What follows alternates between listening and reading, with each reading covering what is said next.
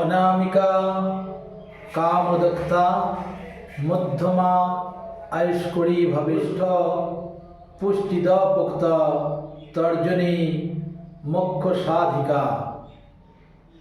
অর্থাৎ তিলক ধারণের ক্ষেত্রে আমাদের এই অঙ্গুলিগুলির নির্দেশ আছে। অনামিকায় কামনা পূর্ণ হয়, মধ্যমায় আয়ু বৃদ্ধি হয়, অঙ্গুষ্ঠে পুষ্টি লাভ হয়, তর্জনীতে মোক্ষ লাভ হয়ে থাকে।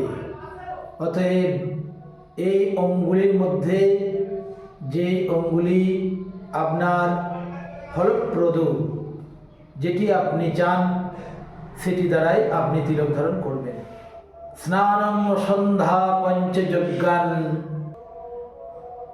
পৈত্রং হোমাদি কর্মজ বিনা তিলকং দর্ভাভ্যাং কর্মান্ত নিষ্ফলং ভবেৎ।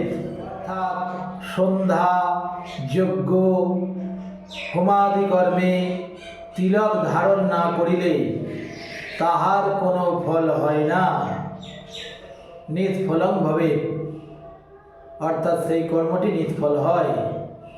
এই কারণে অবশ্যই তিলক ধারণ করতে হবে। এই তিলককে সিদ্ধিপ্রদ করে আদিত্যগণ, বসু, রুদ্রগণ, বিশ্বদেবগণ, মরুদ্গণ। শাস্ত্রে বলা হচ্ছে আদিত্য বসব রুদ্রা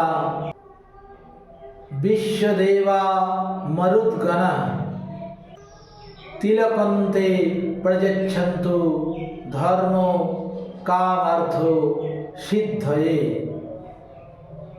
তিলক নিয়ে আজ এই পর্যন্তই। ভালো লাগলে অবশ্যই শেয়ার করে দেবেন, লাইক করবেন, কমেন্টের মাধ্যমে আপনাদের অমূল্য মতামত অবশ্যই জানাবেন, সাবস্ক্রাইব করবেন।